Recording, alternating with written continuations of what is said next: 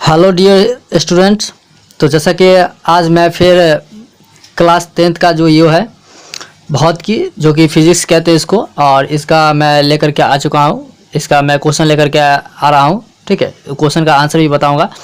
जो कि हमारे पास जो चैप्टर रहेगा, चैप्टर ये रहेगा कि प्रकाश का अपवर्तन, और ये सेकंड चैप्टर है जो कि आप देख रहे हो। ये सेकंड चैप्टर है, प्रकाश का अपवर्तन। इसी के बारे में आज मैं इसका जो क्वेश्चन देखने वाला हूँ तो वो है अति लघु उत्तरीय प्रश्न। इसका मैं अति लघु उत्तरीय प्रश्न आज मैं बताने जा रहा हूँ।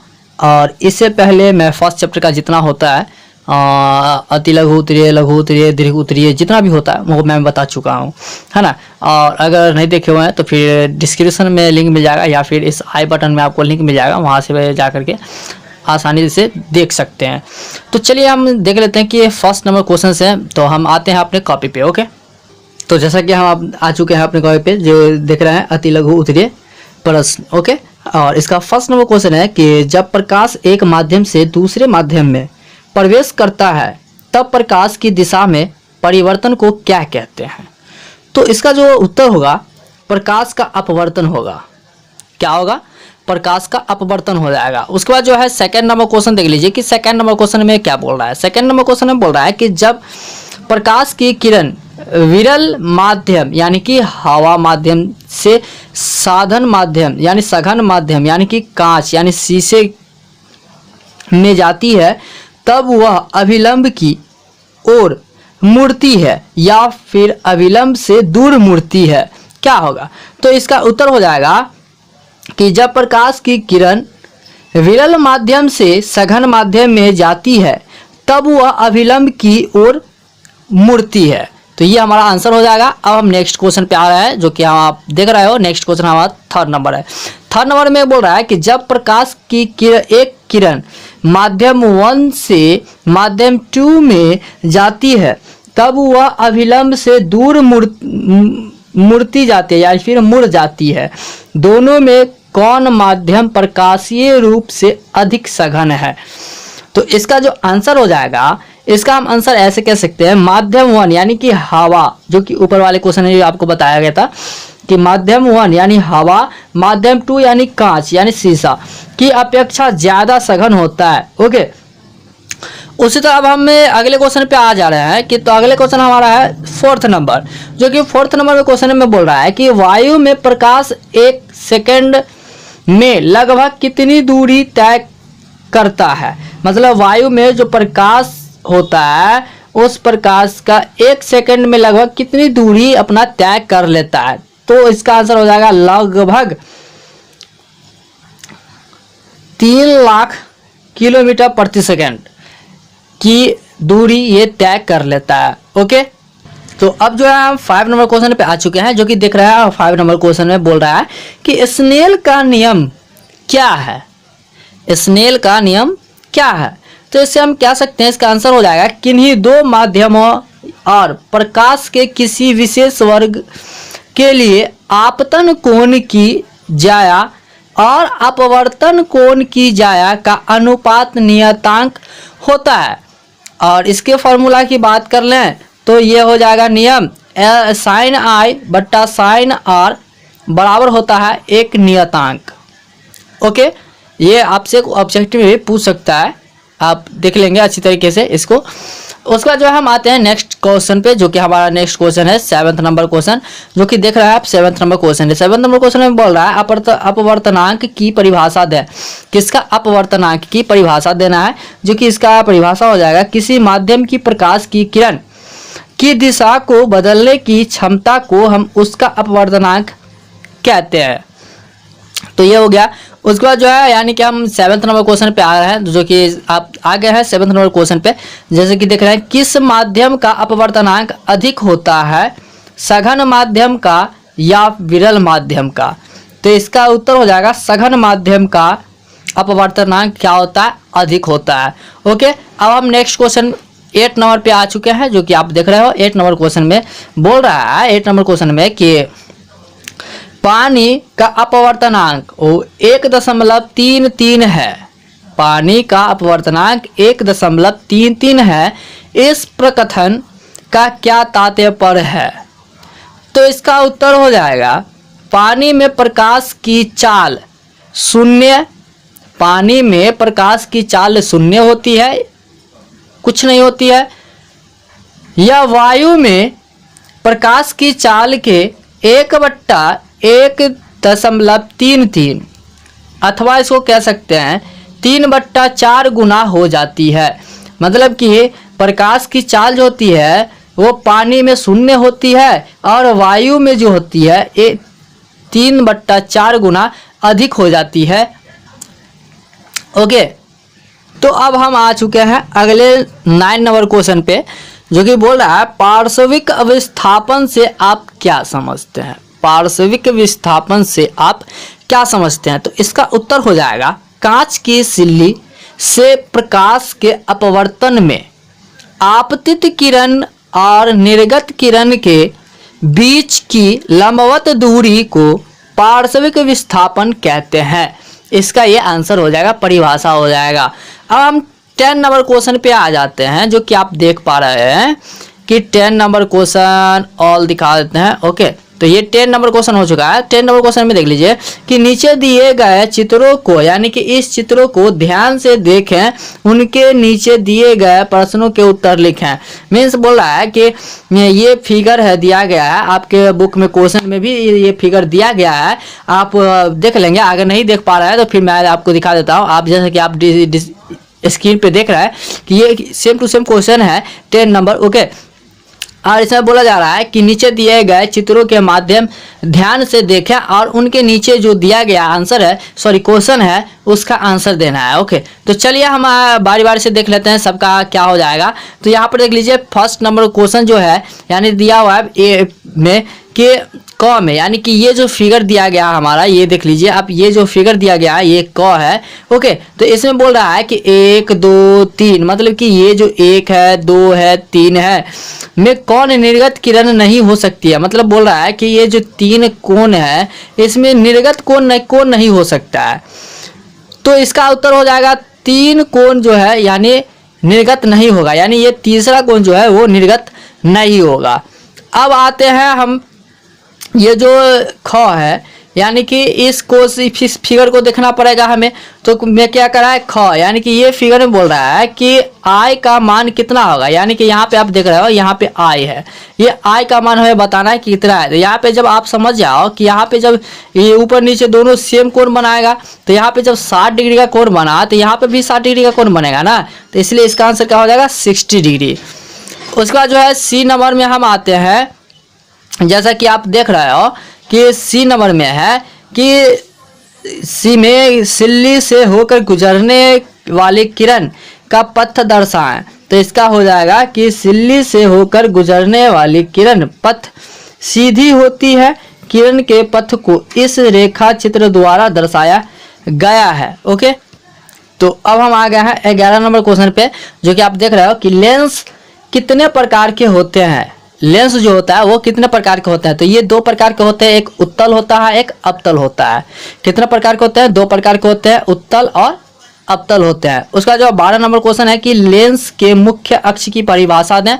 लेंस के मुख्य अक्ष की परिभाषा दें। तो इसका उत्तर हो जाएगा किसी लेंस का मुख्य अक्ष उसकी सतहों के वक्रता केंद्रों को मिलाने वाली रेखा होती है, और यही इसका परिभाषा हो जाएगा। उसके बाद जो है हमारा जो नेक्स्ट क्वेश्चन है, जो कि आप देख रहे हो कि नेक्स्ट क्वेश्चन हमारा क्या है, 13 नंबर है, पतला लेंस क्या है?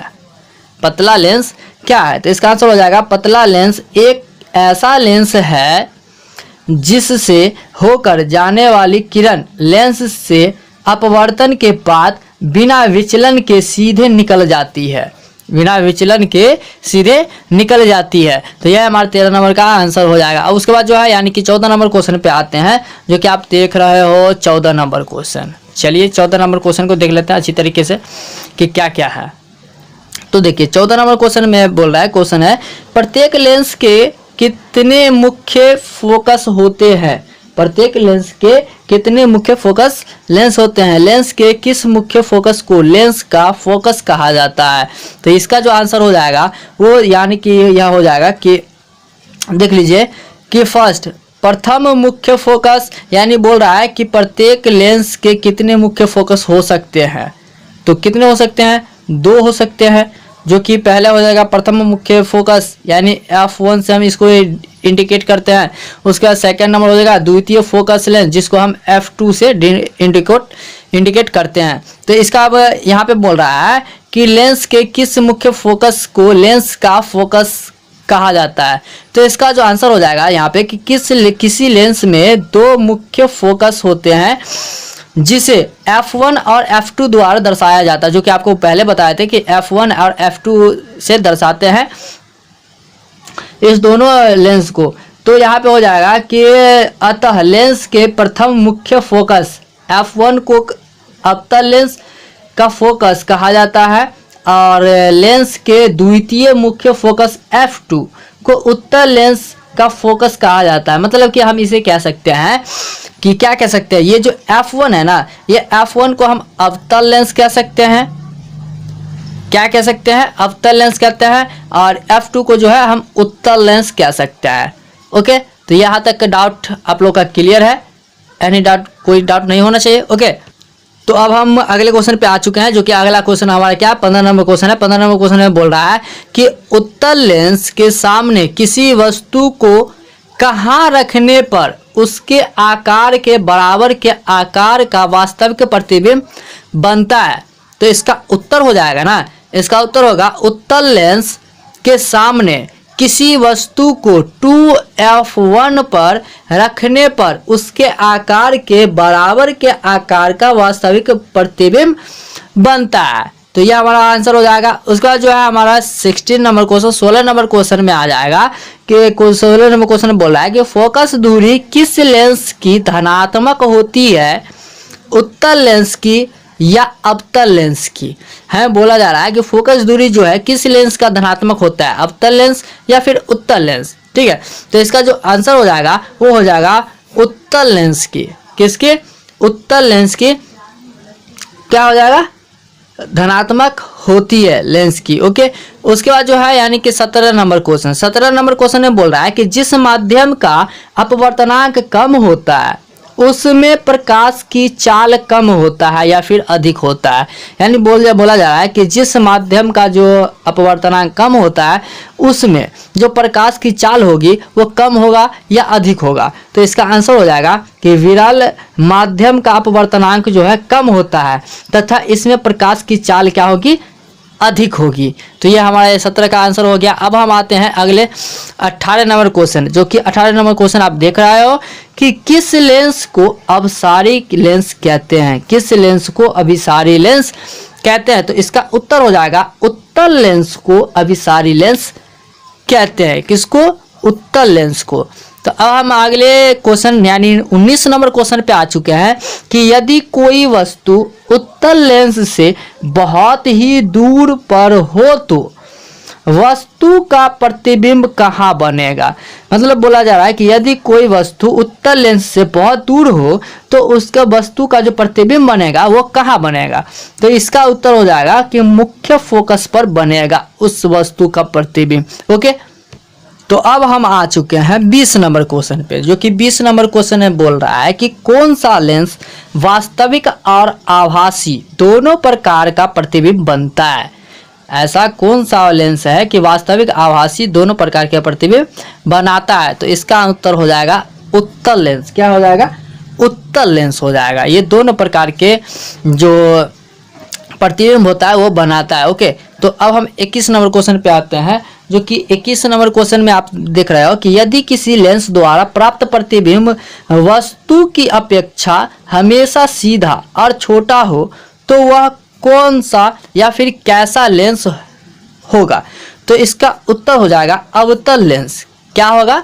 अवतल लेंस होगा। ओके, उसके बाद जो है यानी कि हम अगले 22 नंबर क्वेश्चन पे आ रहा है कि 22 नंबर क्वेश्चन में बोल रहा है कि उत्तल लेंस द्वारा किसी वस्तु का आवर्धित एवं आभासी प्रतिबिंब कब बनता है।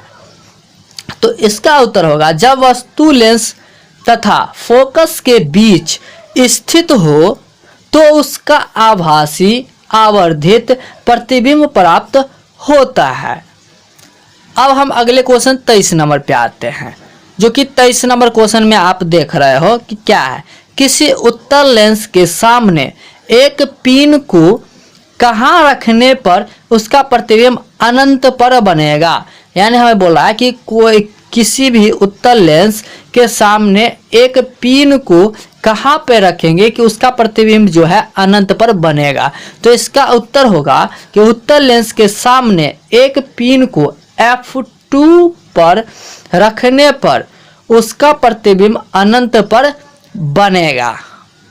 तो अब हम आए हैं 24 नंबर क्वेश्चन पे, जो कि 24 नंबर क्वेश्चन में बोल रहा है कि दैनिक जीवन में लेंसों के दो साधारण उपयोग बताएं। मतलब बोला जा रहा है कि जो भी हम लोगों का दैनिक जीवन होता है उसमें जो भी लेंस का उपयोग होता है उसको दो साधारण उपयोग बताना उस लेंस के बारे में।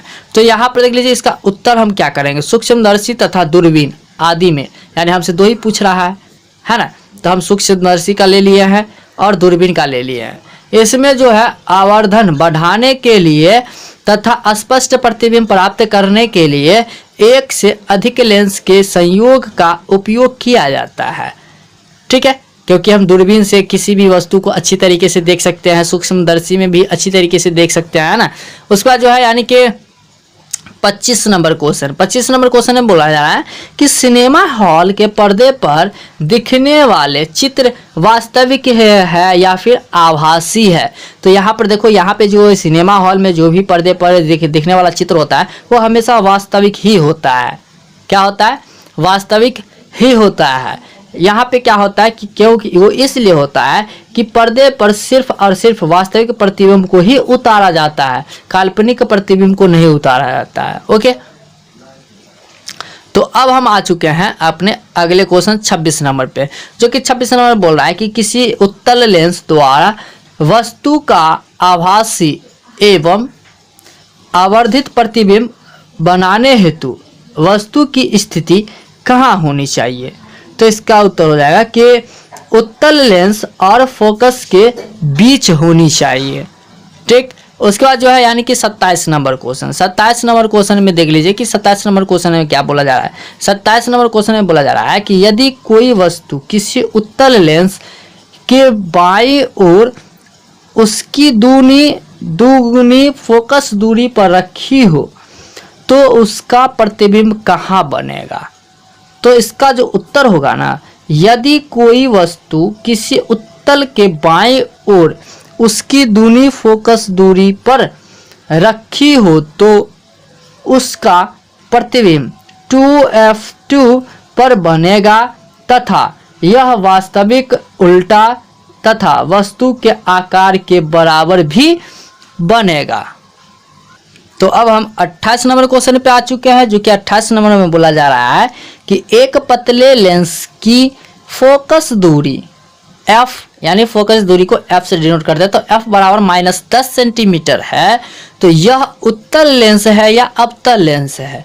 तो इसका आंसर हो जाएगा अवतल लेंस। क्या हो जाएगा, अवतल लेंस। उसका जो 29 नंबर क्वेश्चन में बोला है कि लेंस से किसी वस्तु की दूरी u, प्रतिबिंब की दूरी v और लेंस द्वारा प्राप्त आवर्धन m में क्या संबंध हो सकता है या क्या संबंध है। तो इसका हम बना सकते हैं m बराबर +v/u, ये बन जाएगा। और ये सब को आप याद रखेंगे क्योंकि एक नंबर में पूछता है ये सब क्वेश्चन सब। ओके, तो इसके बाद जो है यानी कि 30 नंबर क्वेश्चन में बोला जा रहा है कि किसी लेंस से किसी वस्तु की दूरी u, प्रतिबिंब की दूरी v और लेंस की फोकस दूरी f से क्या संबंध है। तो इसका जो उत्तर होगा वो उत्तर हो जाएगा कि किसी लेंस के लिए वस्तु दूरी u, प्रतिबिंब दूरी v और फोकस दूरी f के बीच के संबंध को एक सूत्र से बताया जा सकता है जिसे लेंस सूत्र कहते हैं। और वो लेंस सूत्र हमारा क्या होगा, सो देख लीजिए, ये होगा 1/v - 1/u बराबर 1/f।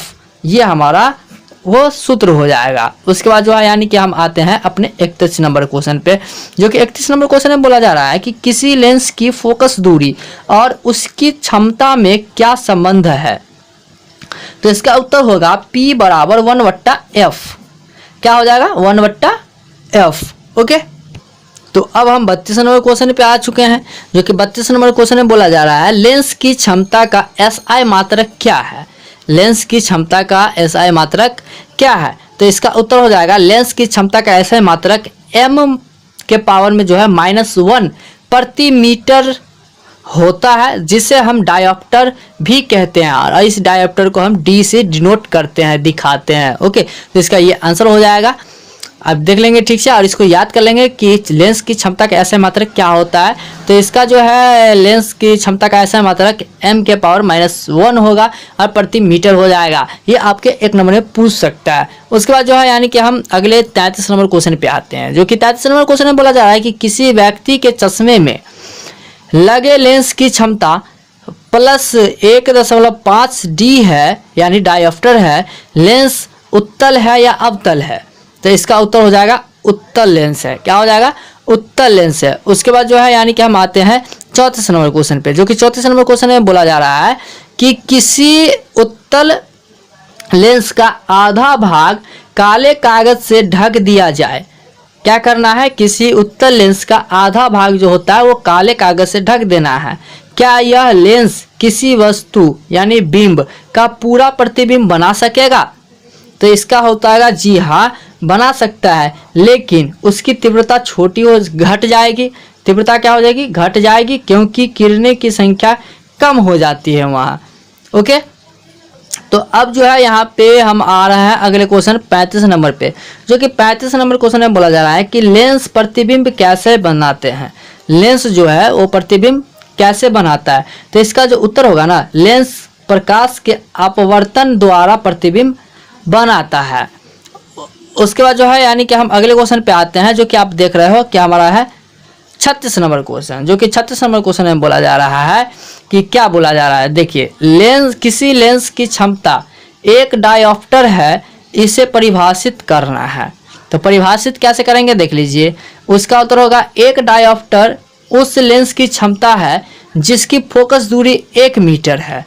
तो यहाँ पे हो जाएगा हमारा 1 डायोप्टर बराबर 1 मीटर के पावर पर -1, ये हो जाएगा। ओके, तो अब हम आ गए हैं 37 नंबर क्वेश्चन पे, जो कि 37 नंबर क्वेश्चन आपको नहीं दिख रहा होगा। चलिए अब दिख रहा है आप लोग को 37 नंबर क्वेश्चन, देख लीजिए। 2 मीटर फोकस दूरी वाले एक उत्तल लेंस की क्षमता कितनी होगी, तो इसका आंसर हो जाएगा -2.5 डायोप्टर हो जाएगा। उसका जो है 38 नंबर क्वेश्चन, 38 नंबर क्वेश्चन में बोला जा रहा है कि 2 मीटर फोकस दूरी वाले एक उत्तल लेंस की क्षमता कितनी होगी, तो इसका उत्तर हो जाएगा +0.5 डायोप्टर, ये इसका उत्तर हो जाएगा। उसका जो है हम आते हैं अगले क्वेश्चन पे, जो कि एंड लास्ट क्वेश्चन है 39 नंबर। एक लेंस की क्षमता +5 डायोप्टर है, यह किस प्रकार का लेंस है, तो ये हो जाएगा हमारा उत्तल लेंस हो जाएगा। सॉरी, उत्तर नहीं, उत्तल लेंस हो जाएगा। क्या हो जाएगा, उत्तल लेंस हो जाएगा। तो आई होप कि आपको ये वीडियो पसंद आया होगा, और पसंद आया तो प्लीज़ इस वीडियो को लाइक कर दीजिए, क्योंकि इस लाइक से ही आप हमें हमारा जो है मोटिवेट होते हैं और हम लोग वीडियो बना करके लाते हैं, है ना।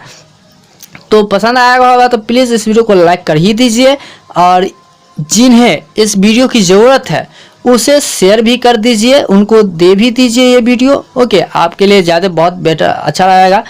और हमारे चैनल को अब तक सब्सक्राइब नहीं किए हुए हैं तो सब्सक्राइब कर लीजिए, और बेल आइकन को भी दबा लीजिए, ताकि इसी तरह का वीडियो जो है आपको समय समय पर देखने को मिलता रहे।